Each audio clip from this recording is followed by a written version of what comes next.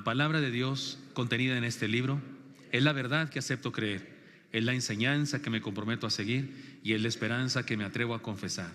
Nada me impide recibirla, nadie me evitará que la haga parte de mi vida y por ningún motivo dejaré de proclamarla.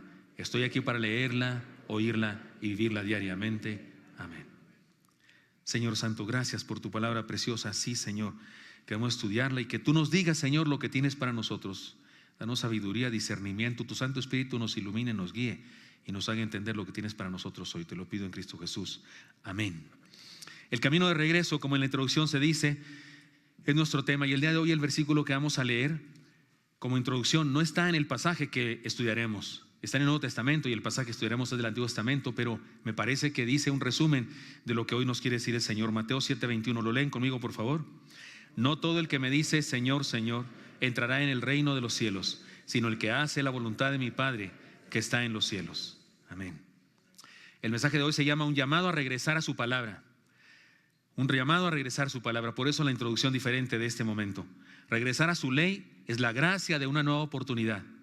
El pasaje tiene una parte de sanción, una parte de desafío, de señalamiento de los errores y la necedad humana, pero tiene también una palabra de esperanza y quiero leerla anticipadamente para que luego cuando venga lo rudo no nos duela tanto, porque pensemos en la esperanza. El pasaje termina en Éxodo 34:10 o la enseñanza de hoy termina en Éxodo 34:10, donde Dios le responde algo a Moisés. Es el pueblo que ya regresó a Dios por medio de la exhortación de Moisés. Y entonces Dios le responde esto a Moisés. Leámoslo anticipadamente, lean conmigo.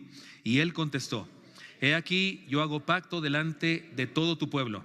Haré maravillas que no han sido hechas en toda la tierra, ni en nación alguna.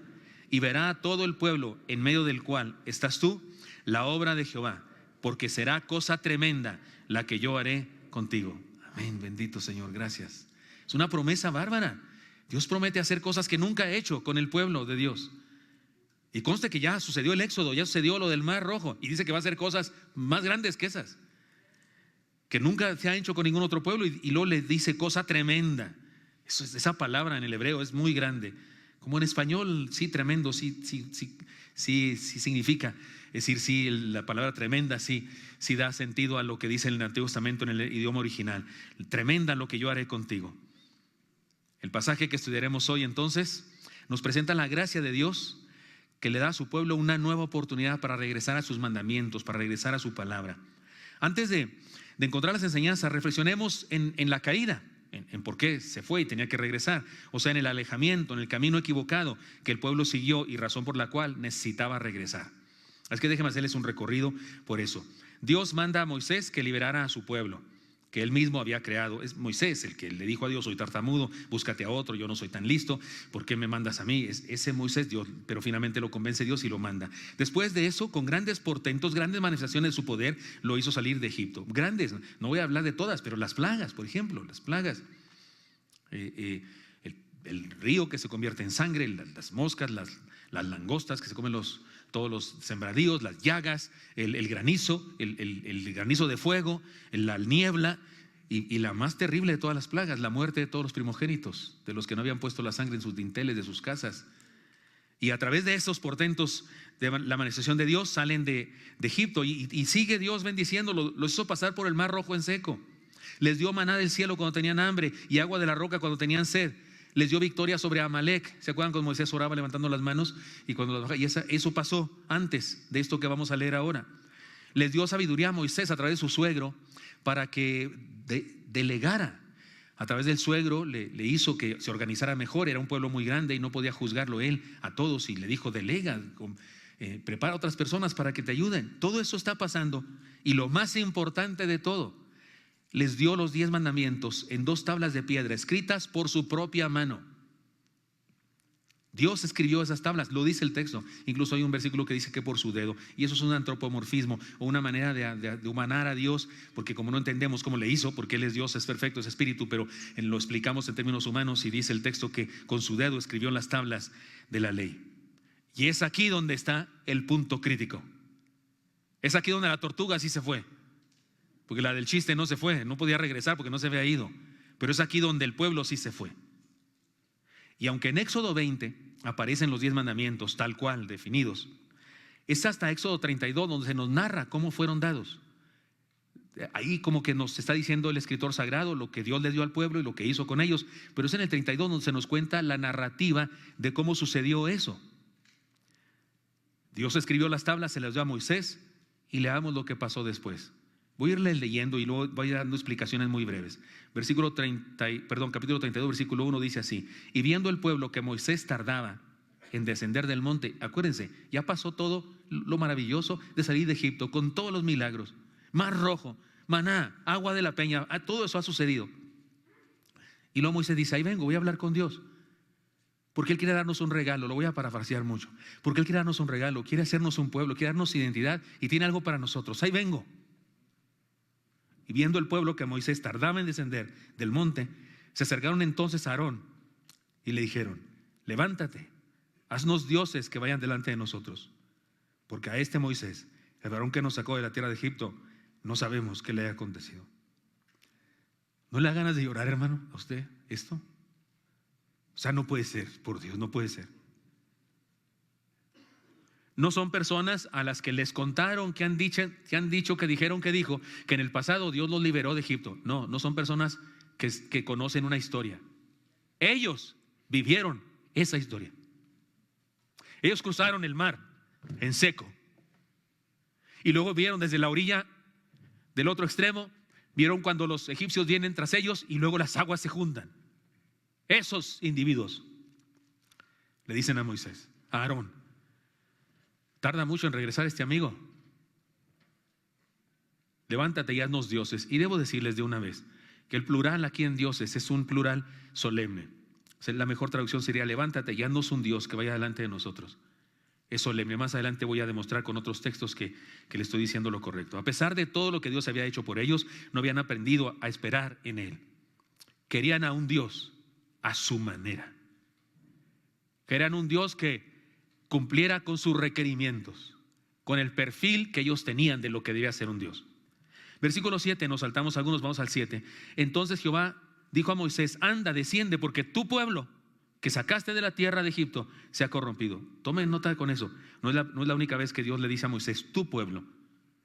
Después de Éxodo, Dios se la pasa diciendo: mi pueblo mío eres tú, mi pueblo. Por donde quieras Dios dice eso, pero aquí en esta narrativa Dios le dice a Moisés en cada ocasión: tu pueblo. Eso es importante. Dios mismo le informa a Moisés lo que está pasando con el pueblo. Moisés no sabía, no se enteraba. Fue Dios quien se lo dijo a Moisés cuando todavía estaba hablando con él en el monte. Y la palabra corrompido, de que sea corrompido, significa torcido, echarse a perder, podrirse, torcer el camino. Versículo 10. Ahora pues déjame que se encienda mi ira en ellos. Es Dios hablando. Ahora pues déjame que se encienda mi ira en ellos y los consuma, y de ti yo haré una nación grande. ¿Qué está diciendo Dios? Moisés: los voy a matar a todos, del más chico al más grande, y contigo voy a comenzar otra vez el pueblo. Ya falló este plan, voy a hacer un nuevo plan. Así lo hice con Abraham. Estos son descendientes de Abraham, pero se corrompieron. Los voy a matar a todos y contigo voy a hacer un nuevo pueblo, los descendientes de Moisés. Y entonces Moisés oró en presencia de Jehová y dijo: oh Jehová, ¿por qué se encenderá tu furor contra tu pueblo? Fíjese que Moisés: es tu pueblo, Dios. Dios que es mío, pero es tuyo. Que tú sacaste de la tierra de Egipto con gran poder y con mano fuerte. ¿Por qué han de hablar los egipcios diciendo: para mal nos sacó, para matarlos en los montes y para raerlos de sobre la faz de la tierra? Vuélvete del ardor de tu ira y arrepiéntete de este mal contra tu pueblo. Acuérdate de Abraham, de Isaac y de Israel, tus siervos, a los cuales has jurado por ti mismo y les has dicho: yo multiplicaré vuestra descendencia como las estrellas del cielo y daré a vuestra descendencia toda esta tierra de que he hablado, y tomarán por heredad para siempre. Entonces Jehová se arrepintió del mal que dijo que había de hacer a su pueblo. ¿Qué pasó? ¿Qué pasó? Este es un pasaje de esos que algunos malinterpretan totalmente. ¿Qué pasó? O sea, Moisés movió la mano de Dios. Moisés le hizo entender a Dios que andaba confundido. Dios andaba fuera de lugar. No sé qué le pasó. Se despertó temprano o alguna cosa así. Y entonces Moisés sacó a Dios de su error. Perdonen que voy a usar mucho Kleenex porque me emociona esto. Cuando me emocionan, ya ven que soy de los llorones. Perdónenme. ¿Eso pasó? No, Señor, por Dios, no, Señor. Yo le aseguro a usted que la correcta interpretación de la Biblia es que Dios no quería destruir al pueblo. Por supuesto que no. Igual que no quería que Abraham matara a su hijo. O dígame usted, ¿quería Dios que Dios matara a su hijo? Perdón, ¿quería Dios que Abraham matara a su hijo? Que lo partiera y que lo quemara en holocausto a Dios. ¿Quería Dios eso? ¿Y por qué le dijo que lo hiciera? Era una prueba. Por eso Él le dijo a Moisés, tu pueblo. Quería saber qué tanto era su pueblo y qué tanto no era su pueblo. Pero Moisés se la regresó. Si es que es tuyo, Señor. Pero pasó la prueba. Moisés pasó la prueba, como Abraham pasó la prueba. Intercede Moisés por el pueblo. Se convierte en un héroe y Dios hizo otra cosa. Además de probar a Moisés, lo exaltó. Porque esta acción que Moisés realizó, se enteró el pueblo de ello.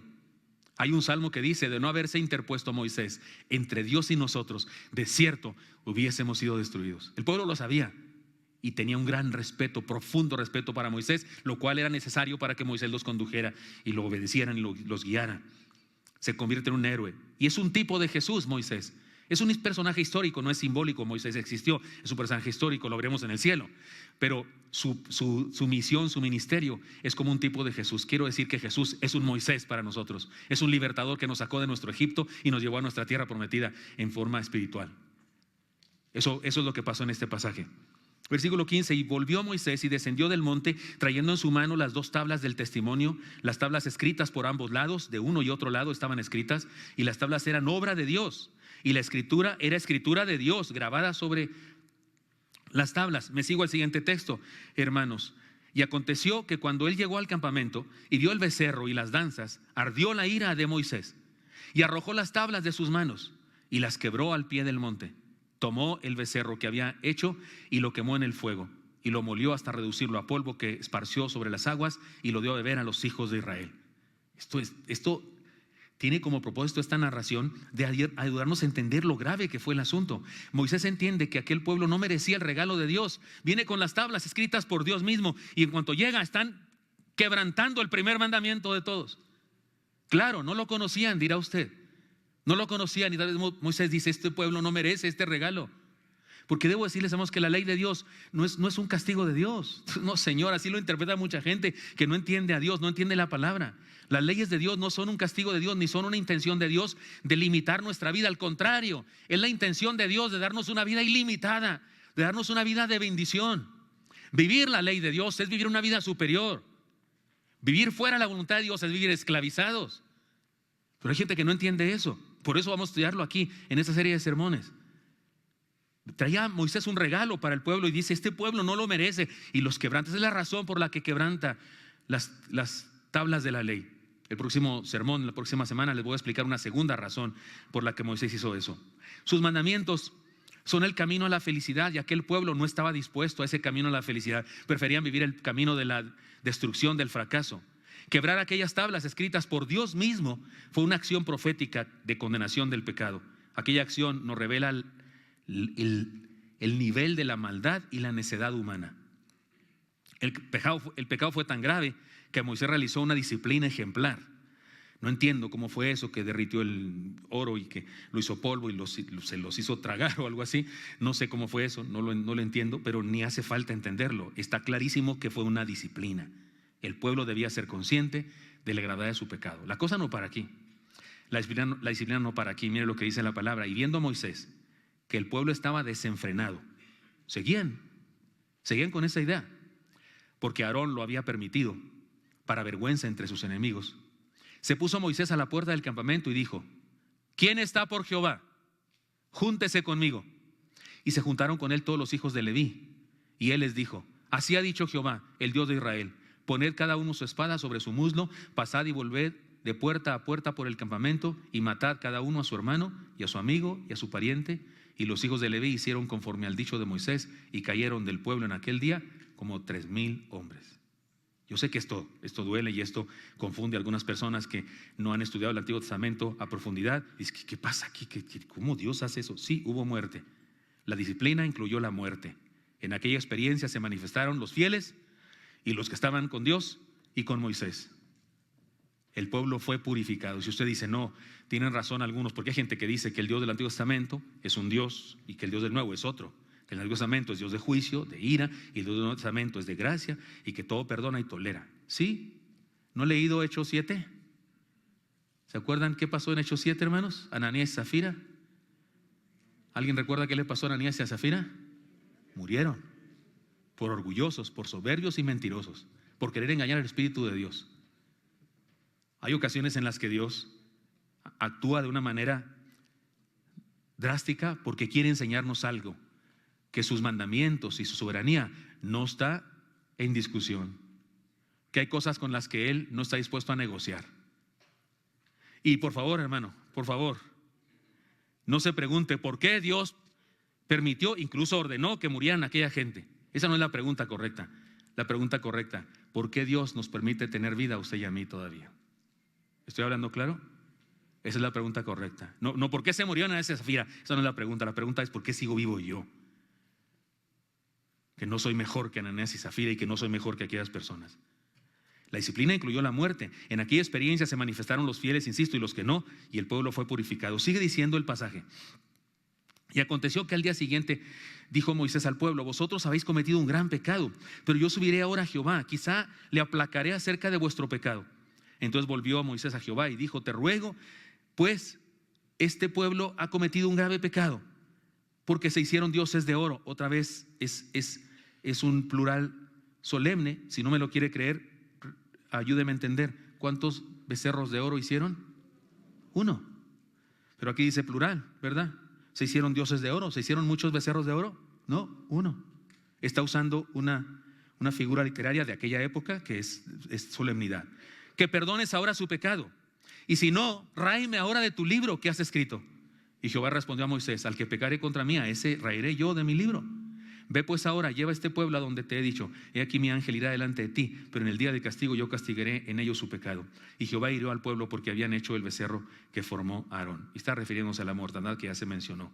Una vez más se narra la intercesión de Moisés por su pueblo, porque ya había pasado aquello de derretir el ídolo y todo aquello, pero como seguían algunos desenfrenados en su idea equivocada, se hace esa disciplina. Y por eso Moisés va otra vez con Dios: por favor, Señor, tú me ordenaste eso, pero podemos detenerlo. Y es cuando Dios le dice esto, y sí, hay perdón.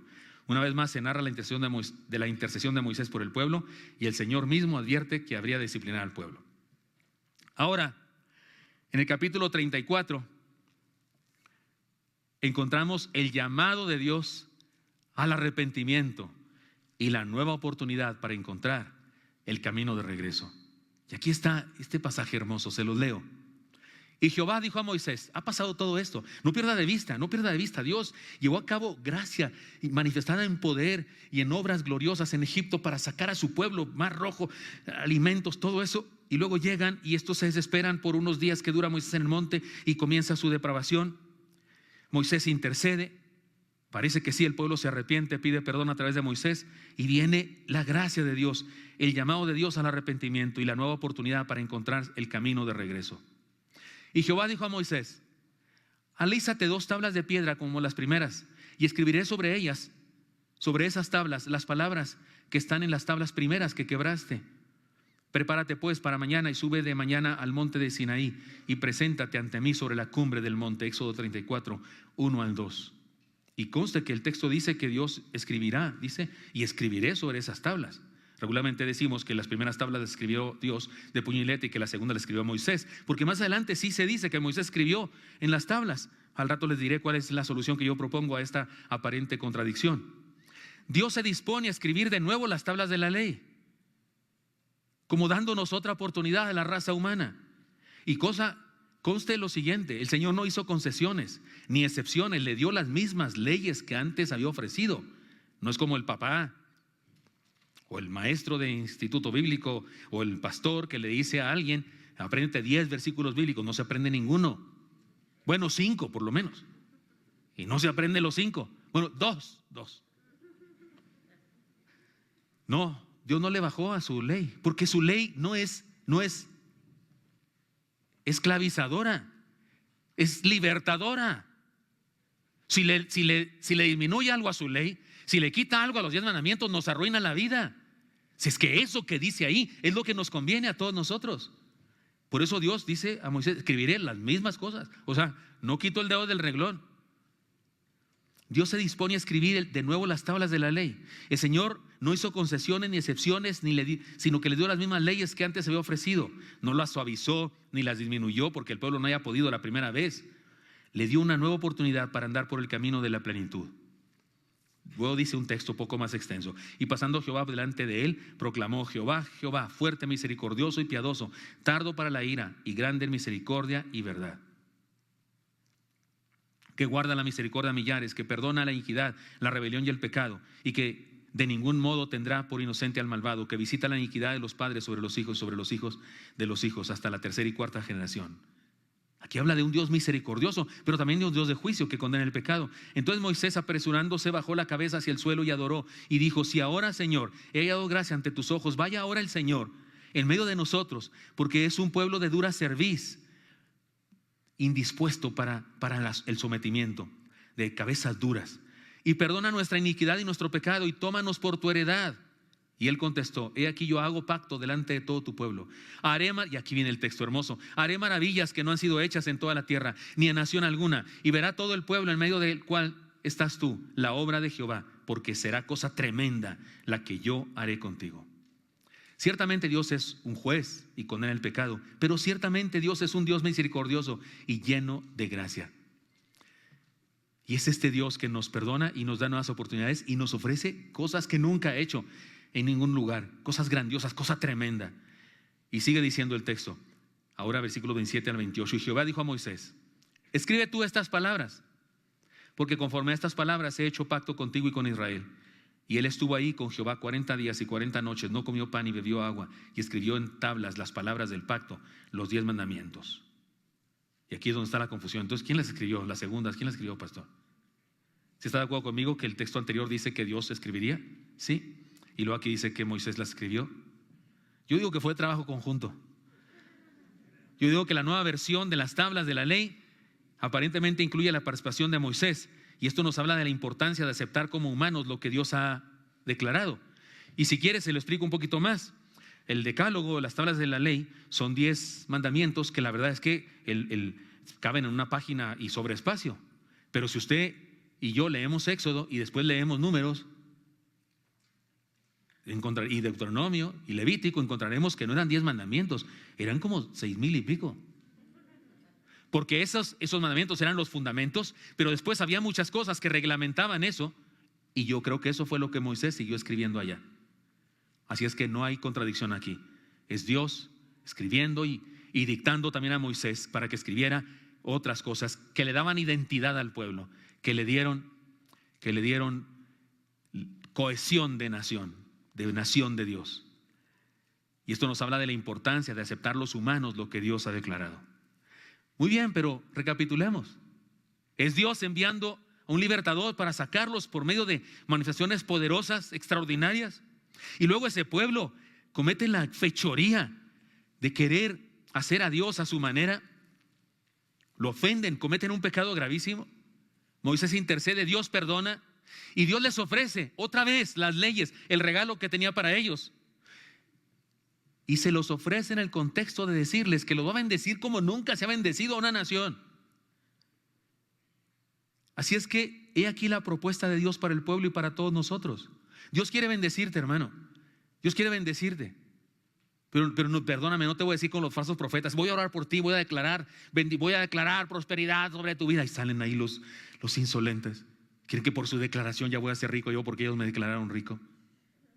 Dios dice que los va a bendecir como nunca no lo ha bendecido. Y la manera de hacerlo no es que un falso profeta esté declarando cosas. La manera de hacerlo, de bendecirnos abundantemente, es precisamente regalándonos para vivir los 10 mandamientos. Ese es el regalo de Dios. Y ese es el camino para una vida plena, dichosa y de éxito en el contexto de éxito de Dios. Por eso, perdóneme, estudiaremos durante estos sermones, este de hoy, el próximo y el próximo, más bien los próximos, el domingo próximo serán 3 sermones y el otro, porque habrá un sermón cada culto diferente. Al rato les explico. Pero estudiaremos precisamente esto, los 10 mandamientos. Se trata del perfil de vida que Dios desea que tengamos. Se trata de la mejor y más alta manera de vivir. Algunos piensan que vivir los mandamientos de Dios es como vivir así aporreados y todo. No, Señor, es vivir una vida superior. Vivir fuera de los mandamientos de Dios es una corrientada en la vida, es vivir fuera de los propósitos de Dios, es vivir una vida mediocre. Vivir los principios de Dios en su palabra es vivir a la altura. Se trata del camino de vida plena y feliz. Por eso abordemos hoy un solo mandamiento, uno solo, no nos alcanza para más. La próxima semana en el culto de las 8 de la mañana predicaré 2 mandamientos más. A las 10, 2 mandamientos más. A las 12, 2 mandamientos más. Y el siguiente domingo, los otros 3, para completar el estudio de los 10 mandamientos. Vamos al primero. Le llamaremos el mandamiento de la sabiduría fundamental. Lean conmigo los versículos 1, 2 y 3 de Éxodo 20, por favor. Y habló Dios todas estas palabras diciendo: yo soy Jehová tu Dios, que te saqué de la tierra de Egipto, de casa de servidumbre. No tendrás dioses ajenos delante de mí. Este es el primer mandamiento. No tendrás dioses ajenos delante de mí. Ahora tenemos un problema aquí. Tenemos un problema aquí con los 10 mandamientos. Tenemos un problema. Número 1, usted y yo no los aprendimos chuecos. Nos los aprendimos mal. ¿Dónde está en Éxodo 20 aquello de santificarás las fiestas? ¿Dónde aparece eso? Qué manera tan absurda de diluir un mandamiento tan importante. Pero usted y yo no los aprendimos mal, los aprendimos chuecos. No somos de la Biblia. ¿Cuántos aquí estoy en lo correcto que se los aprendió mal porque no nació en un hogar cristiano? Levante su mano. Y pasé la primera comunión, tuve que aprenderse unas cosas. Los mandamientos de la ley de Dios son 10. Primero, amarás a Dios sobre otra cosa. Segundo, no tomarás el nombre de Dios en vano. Tercero, santificarás. Ese es un problema. El otro problema que tenemos es la película de Charlton Heston de los 10 mandamientos. Perdónenme, pero sí. Y algunas otras películas que andan por ahí en el mundo que son novelizadas. Me gusta mucho The Chosen, me gusta mucho esa película, me hace llorar. Cada vez que veo un capítulo me hace llorar. Definitivamente. El otro día vi un capítulo cuando está con los niños. No, tenía que pararme para limpiarme. Sí han visto The Chosen, y esa escena con los niños y labrando él unos monitos, no sé qué. No yo. Pero no es histórica esa película, no es histórica. No creo que sea cierto que Pedro se dedicaba a pelear para sacar dinero, como si fuera la UFC y esas cosas. En aquella época no había tal cosa, no hay razones históricas para creer que existía eso en el mundo. Eso es novela. Y los que hicieron The Chosen reconocen y advierten y le dicen a la gente: es una novela, no es histórica. Y esas películas que son lindas porque nos dan algún tipo de mensaje, pero cuidado, porque esas cosas que tenemos en la mente nos interrumpen de repente y nos ponen interferencia para entender bien el pasaje. El mandamiento es: no tendrás dioses ajenos delante de mí. Vamos a analizar algunas cosas. Número 1, inventarse otro Dios es una necedad, lo dice toda la Biblia. Inventarse otro Dios es una necedad, pues habiendo conocido a Dios, no le glorificaron como a Dios, ni le dieron gracias, sino que se envanecieron en sus necios razonamientos, y su necio corazón fue entenebrecido. Profesando ser sabios, se hicieron necios. O sea, en 2 versículos, en 3 versículos, 3 veces necios, necedad. Lo dice Romanos 1, 21 al 22. Inventarse otro Dios es una necedad.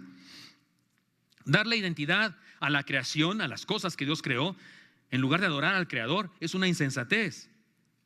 En la antropología humana, en la antropología, se dice que los seres humanos, especialmente los antepasados, pues todo lo que no podían entender lo hacían Dios. Imagínense un cavernícola diciéndole a otro: oye, ¿tú hiciste el volcán ese que hizo erupción? Él dijo: no, yo no lo hice. Yo tampoco. Pues ha de ser un Dios, ¿no? El Dios Vulcano. O tú hiciste llover. No, pues ha de ser Tlaloc. Y decir, el Dios Viento. Así funciona el ser humano. Todo aquello que no puede entender le atribuye carácter divino y le tiene miedo y se somete a eso y le rinde culto y le mata animales o lo que sea. Esto es darle identidad a la creación, como si fuera alguien, una persona, en lugar de al Creador que está detrás de todo eso.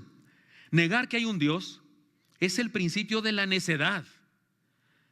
Dice el necio en su corazón: no hay Dios. Se han corrompido, hacen obras abominables, no hay quien haga el bien. Salmo 14:1, y hay otro salmo que dice igualito. Dice el necio en su corazón: no hay Dios. Yo les he dicho algo que a mí me gustaría un día hacerlo con alguien, pero nunca lo he hecho, nunca he tenido el valor de hacerlo. Pero sería bueno, ¿no? Que estoy platicando con una persona que se cree muy sabia, que se cree muy culta, que yo no sé, y dice que no hay Dios y no sé qué. Me gustaría decirle: uy, qué interesante. ¿Qué cree? ¿Usted sale en la Biblia 2 veces? Sí, usted sale en la Biblia. ¿Dónde? Aquí, mire, dijo el necio en su corazón: no hay Dios. Ahí está usted. Y acá también está, mire. Dijo el necio. ¿A poco no tiene ganas usted de hacer eso? Yo me muero de ganas de hacer eso, pero nunca lo he hecho porque pues soy pastor, ¿qué voy a hacer? Tengo que darle gracia y predicarle bonito y decirle y Dios y no sé qué, en lugar de ¡zas! Porque no es lo mismo darle la Biblia que darle un bibliazo, ¿verdad? No es lo mismo dar una manzana que dar un manzanazo. Pero negar que hay Dios es el principio de la necedad. Negar la divinidad es la antítesis de la sabiduría. Dice la palabra, el principio de la sabiduría es el temor de Jehová. O sea, ahí comienzas a ser sabio. Cuando tienes temor de Dios. Temor de Dios significa cuando entiendes que hay un Dios y te sometes ante Él y te impresionas de su grandeza. Los insensatos desprecian la sabiduría y la enseñanza. Conclusión, los insensatos son ateos regularmente. Cumplir este primer mandamiento: no tendrás dioses ajenos delante de mí. Cumplir este primer mandamiento o no cumplirlo es la diferencia entre la sabiduría que salva y la necedad que condena. Me da malestar cuando miembros de la iglesia o hermanos, pues no están aquí, me refiero de otros cultos o de otras congregaciones, que me salen con que sí, pastor, no, es que mi hijo no cree porque ha estudiado mucho. Es que él va a la universidad y se está graduando y tiene unos diplomados y por eso no puede creer. ¿Qué? ¿De qué me estás hablando? Si de veras estudia mucho, si de veras es muy listo, si de veras es muy sabio, debería creer en Dios. Grandes científicos de la historia de la humanidad eran creyentes en Dios. Uno de ellos dijo: poca ciencia te aleja de Dios, pero mucha ciencia te regresa a Él de inmediato. Hay gente que lee medio libro y ya cree que con eso ya sabe todo y niega a Dios. Perdóneme, pero esos que estudian mucho y que no es que mi maestro no, es doctorado en no sé qué y no sé cuál, por eso dice que es ateo. Pues, si dice que es ateo, pero como en la Biblia dice que es un bruto, que es un insensato, que es un necio. Si de veras sabe, si de veras ha estudiado, estoy seguro que en el fondo de su corazón sabe que hay un Dios. Dice que no porque está de moda.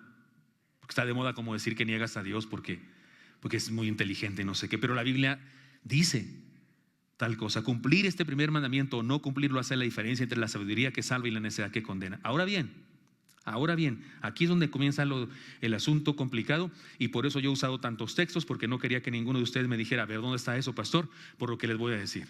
Porque aquí viene lo difícil de este sermón. Aquí viene lo que puede hacer que alguno de ustedes prefiera irse a otra iglesia en donde le dicen que todo está bien, que está bien chido, que usted con que mande su ofrenda ya va a ser rico, y que descubre el campeón que hay en usted, y que usted tiene capacidad de declarar, y que usted está empoderado, y que alguien va a declarar sobre usted por empoderamiento, no sé qué. Y usted quiere que vayan y lo hagan tarugo en otro lugar y le enseñan una bola de herejías. Es su decisión.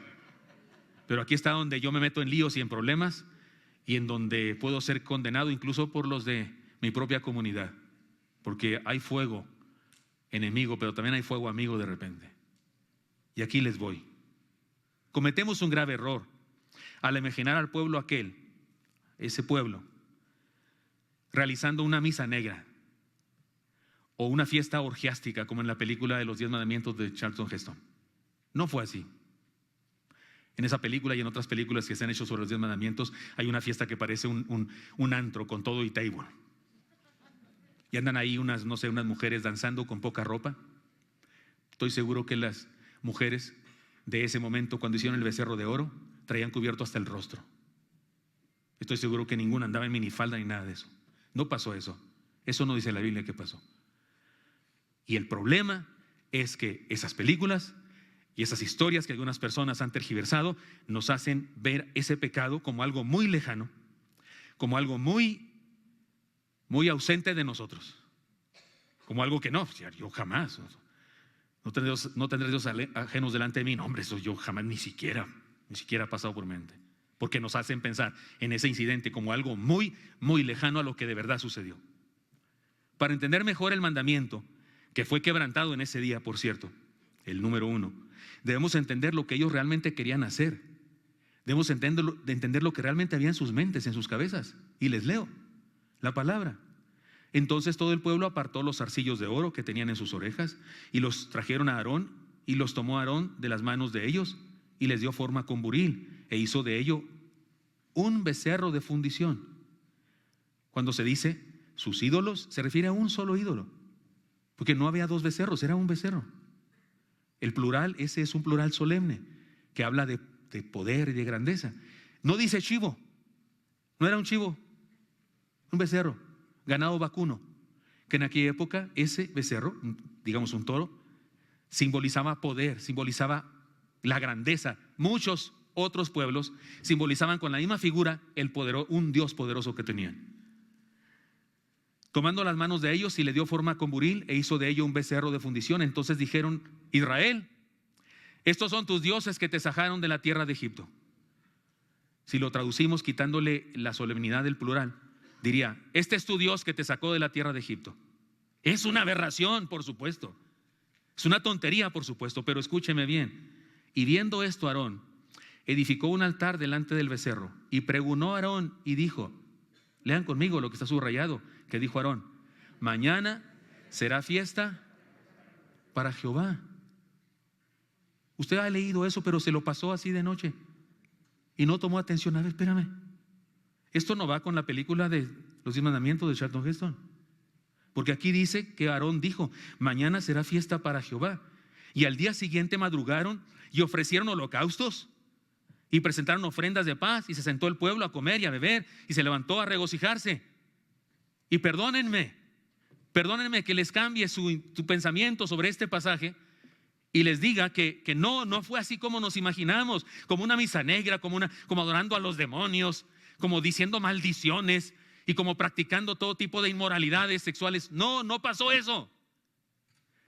Era una fiesta religiosa donde cantaron alabanzas, según ellos, al Dios que los había sacado de Egipto, pero que como no lo podían ver, lo tuvieron que fabricar. Ellos pretendían adorar a quien los había sacado de Egipto. Incluso Aarón declara que se trata de una fiesta para Jehová. Ellos pensaban que estaban adorando a Dios. El problema es que lo estaban haciendo a su manera, imitando el estilo de los otros pueblos. Porque no había ningún otro pueblo que tuviese un Dios que no se pudiera tocar y ver físicamente. Todos los pueblos que había alrededor de ellos adoraban a dioses que podían tocar, a los que ellos le habían dado forma, de lo que fuera, de árbol, de serpiente, de toro, de chivo, de gato, de lo que fuera. Y ellos cometen el error de seguir la moda del mundo y pretenden encerrar a Dios en su concepto personal. Esto es muy común en la historia de la humanidad y especialmente en nuestro tiempo. El día de hoy particularmente, eso está desatado. Lo podemos ver en la gran cantidad de grupos religiosos que surgen por todas partes. Todos ellos con la idea de una nueva propuesta acerca de Dios, una nueva manera de seguirlo. Se creen muy revolucionarios porque piensan que están revolucionando la iglesia, que están cambiando la iglesia, y no saben que están haciendo lo que han hecho muchos en toda la historia de la humanidad. Como hemos dicho, se trata de una típica necedad humana, querer circunscribir a Dios a nuestras ideas, a nuestro concepto. Déjeme lo explico de golpe y porrazo lo que estoy diciendo aquí. Esta necedad de quitarse los adornos y dárselos a Aarón para que hiciera un becerro de oro, esta necedad se muestra el día de hoy cuando creemos que Dios está a nuestro servicio y podemos demandarle o mover su mano. Porque discúlpeme, esa idea de un Dios que necesita que yo le mueva la mano, esa idea de un Dios a quien yo le puedo demandar, no suplicar sino demandar, esa idea de que yo estoy empoderado y tengo poder en mi boca para decir que se haga y se tiene que hacer, esa idea no es el Dios de la Biblia. Discúlpeme, no es el Dios de la Biblia. Esa idea es adorar a un becerro de oro. Estoy hablando claro y estoy haciendo ver lo grave que es esto.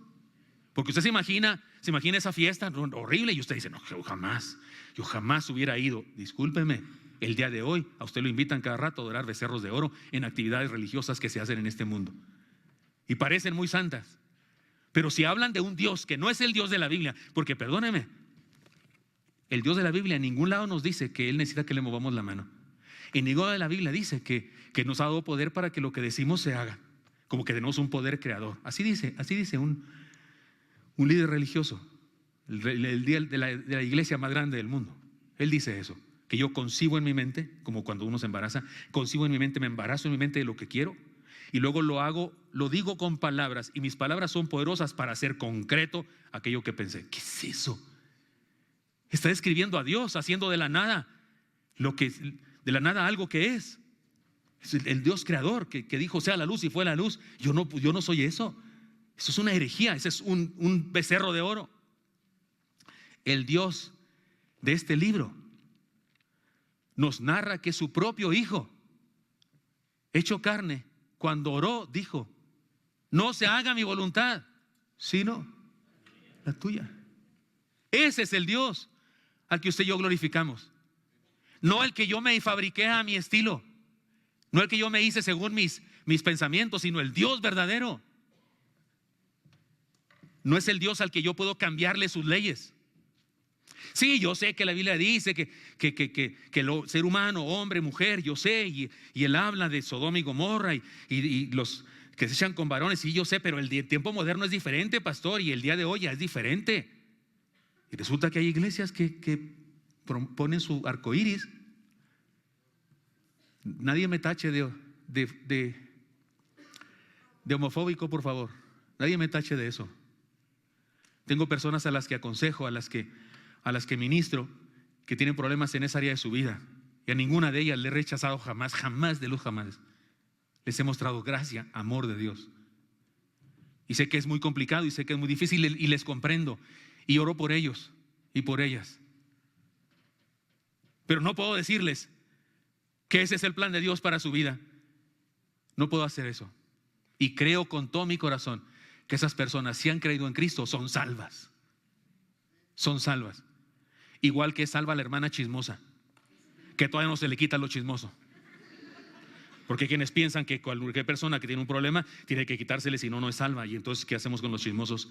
¿Qué hacemos con el 60% de los miembros de la iglesia Sorel que se roban los diezmos? ¿Qué hacemos con ellos? Porque dice la palabra: me habéis robado. ¿Dice o no dice? Así que no me tachen de homofóbico. Pero no puedo decirles que el Dios en quien creemos lo podemos modificar y podemos decir: bueno, sí, su palabra dice, pero en los tiempos modernos ya. No puedo hacer eso, no podemos hacer eso. Él dijo eso y eso es. Yo le digo a los jóvenes, porque ¿sabe qué? Cuando Dios le da de vuelta al pueblo los mandamientos otra vez, Dios no es iluso. Él sabe que los van a volver a quebrantar, pero les está enseñando el camino de regreso. Así como esta vez apenas les iba los mandamientos y los quebrantaron, así se los doy de nuevo. Y yo sé que los van a volver a quebrantar, pero ustedes pueden volver a encontrar el camino de regreso. Yo otra vez los perdono. Y no es un permiso para pecar y regresar y pecar. No es así.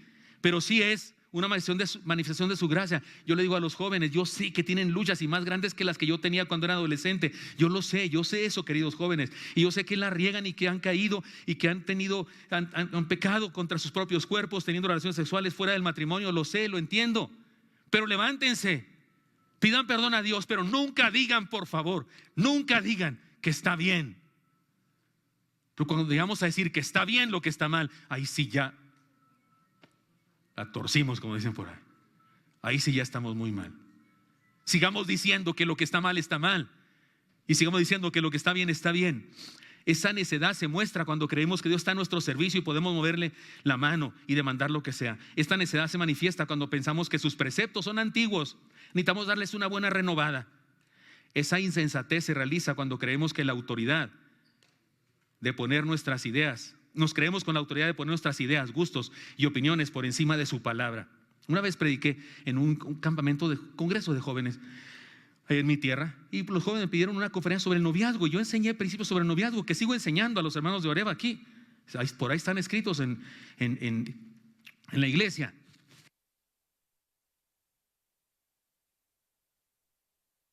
Me parece que se llaman Vida Sana, Noviazgo Sano, algo así, una serie de sermones. Yo dije un principio, uno de 12 me parece que tengo en esa conferencia, triple, son 3 conferencias.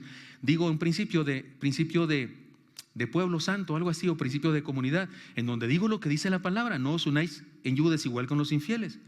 El yugo es un tronco que se ponía a los animales para arar, y usted no podía poner a arar a una vaca y un camello, no podía, chueca, no, se le va para quién sé dónde el arado.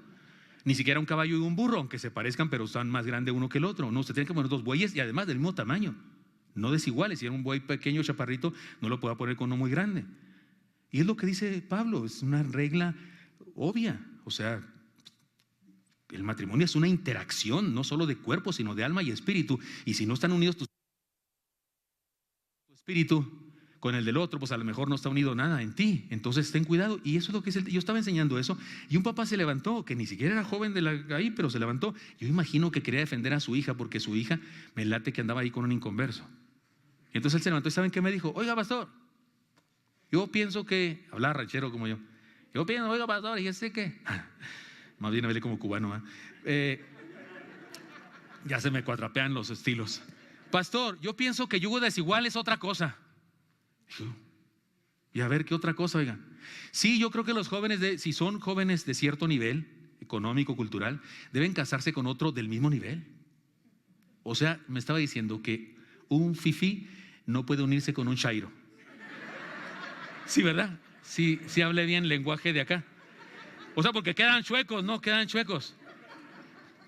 Oiga, ¿y de dónde saca ese amigo eso?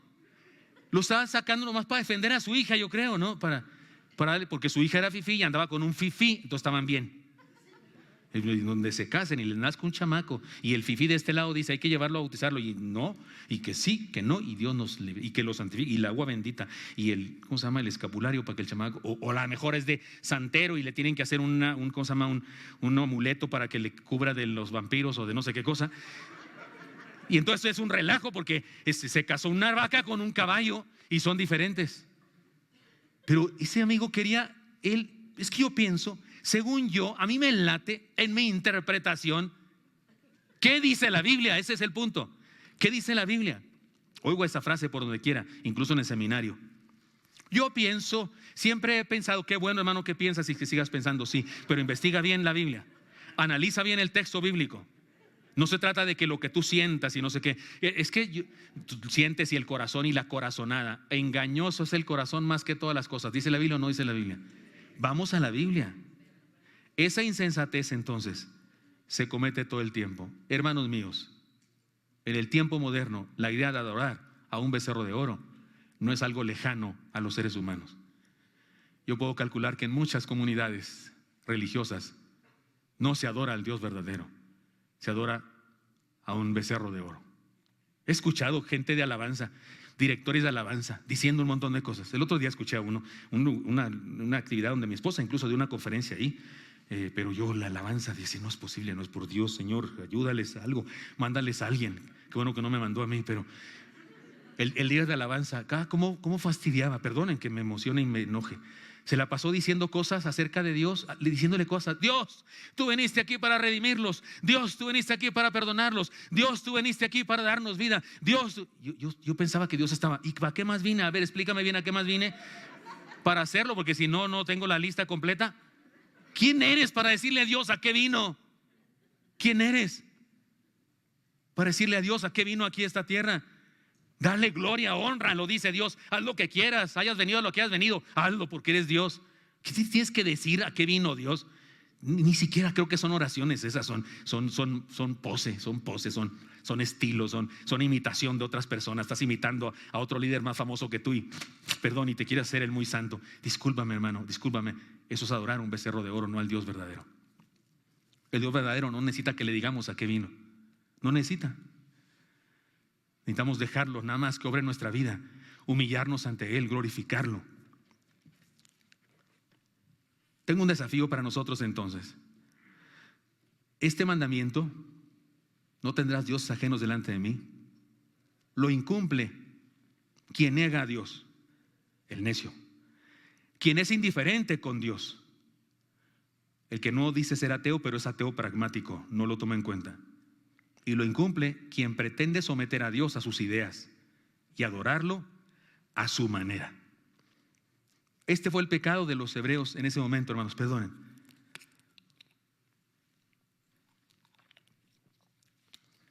Ese fue el pecado de los hebreos. No fue una orgía, no fue una misa negra, fue una actividad religiosa, con todas las de la ley religiosa.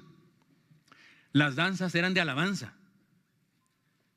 La comida era como la que se hacía en el tabernáculo y después en el templo. En el templo construido por Salomón y antes de eso en el tabernáculo se comía alrededor de él. Se llevaba un cordero para sacrificio, se le daba una parte al sacerdote que le servía para él y su familia y la otra se la comían ellos. Era fiesta de comida. Se hizo una fiesta típica religiosa de aquella época, pero se hizo con los parámetros de los inconversos, se hizo con los parámetros de la gente que adoraba a otros dioses. Se agarró lo del mundo y lo quisieron hacer ellos. Ellos hacen su Dios y lo forman, hagamos lo mismo porque no sabemos cómo es nuestro Dios. Y lo hicieron al estilo de aquella época. Para ellos eso era lo que estaban haciendo. Aarón lo dijo: mañana habrá fiesta a Jehová. El día de hoy hacemos lo mismo en algunas congregaciones. Queremos agarrar las cosas del mundo y ya que son famosas formas del mundo, las hacemos nosotros. Que en el mundo hay premios Óscares y premios no sé qué. Hagamos en la iglesia también premios para los que cantan y premios para los que le copiamos al mundo. Y no está mal que hagamos actividades, pero ¿por qué le copiamos al mundo? ¿Por qué no lo inventamos nosotros? ¿Por qué no lo inventamos nosotros? Hay quien se roba la música del mundo y le pone letra cristiana. Por Dios, la primera música que existió en el mundo era para Dios. Pero el mundo se robó eso y ahora queremos ir al mundo y arrancamos una cosa y la hacemos nosotros acá. No creo que alguien se va a ir al infierno por esto que voy a decir. Pero de repente veo una camiseta que es el logo de la Coca-Cola y en lugar de decir Coca-Cola dice Cristo. Me agrada la idea de que diga Cristo, pero no con el logo de la Coca-Cola. El producto más vendido en todo el mundo, que entre otras cosas sirve para limpiar el baño, ¿verdad? ¿Que sirve para quitarle el sarro al baño también? Dicen por ahí. Dicen que si le pones una moneda así, unos días se deshace la moneda por lo que tiene.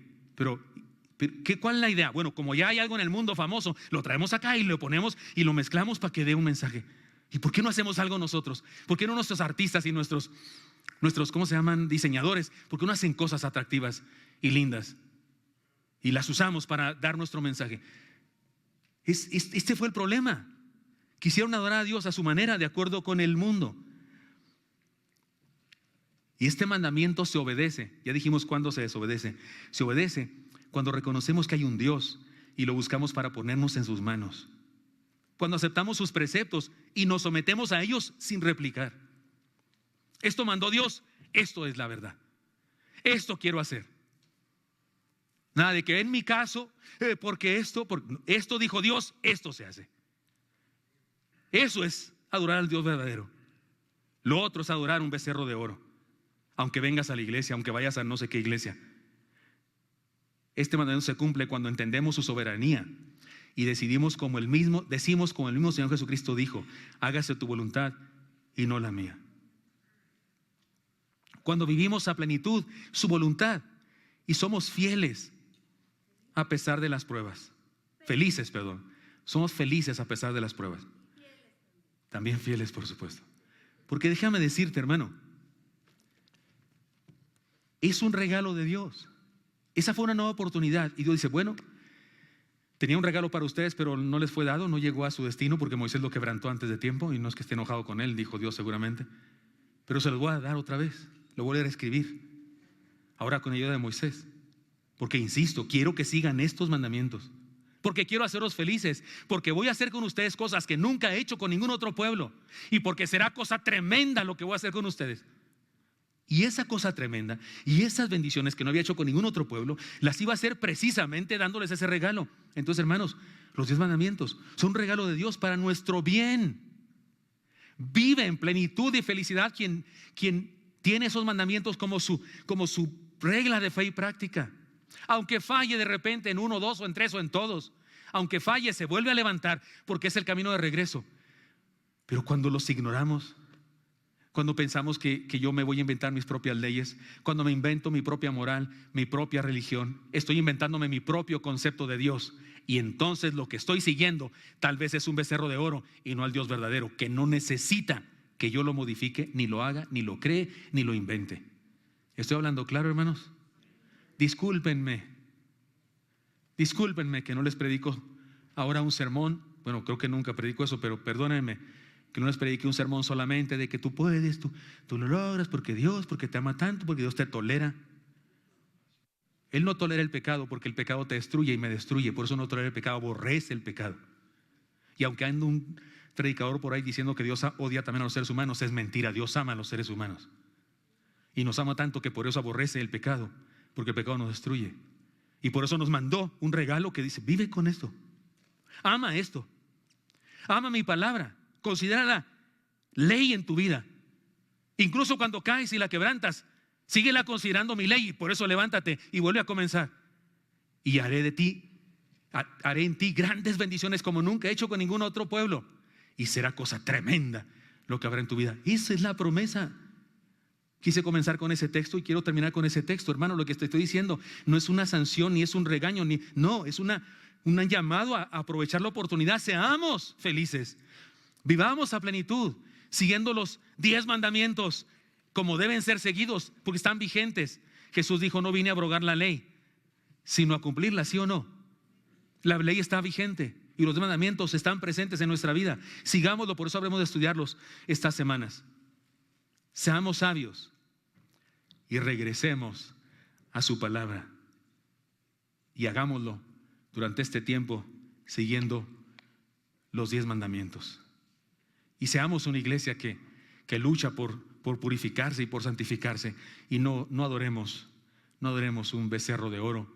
Y si a usted le parece muy lejano eso, le parece muy lejos porque no hicieron una cosa satánica, no está lejos ese pecado, no está lejos. Yo veo comunidades religiosas en todas partes del mundo que me parece que alaban la alabanza, alaban al falso profeta, alaban al grupo de alabanza, alaban la música, alaban su personalidad, alaban su fama, honran o alaban su trayectoria, su éxito numérico de tener muchos fans. Eso es su Dios. Alaban un concepto equivocado del Dios verdadero y no están adorando a Dios, están adorando un becerro de oro. Y no digo necesariamente que que algunos que caen en eso no sean cristianos. El pueblo de Dios siguió siendo pueblo de Dios. No los desechó Dios a todos, no, siguió siendo su pueblo, siguió amando a ese pueblo. Le dijo a Moisés: es tu pueblo, para probar a Moisés, pero como Moisés se lo regresa al pueblo, después de eso Dios llama a ese pueblo mi pueblo, pueblo mío, y hasta dice: haré portentos, haré maravillas que nunca he hecho, y será cosa tremenda, porque Dios se lo apropia, porque es su pueblo. Es decir, seguía amándolos igual, nos sigue amando a ti y a mí igual. Pero por favor, hermano, adorémosle de verdad, encontremos el camino de regreso. Señor Santo, te doy gracias porque me has permitido hablar con mis hermanos, y te pido, Dios, que más allá de mis palabras, tu Santo Espíritu poderoso siembre, Señor, en nuestro corazón tu verdad y nos permita vivir de acuerdo a lo que nos has enseñado. Por favor, Dios, haz de nosotros una iglesia que te adora, Señor.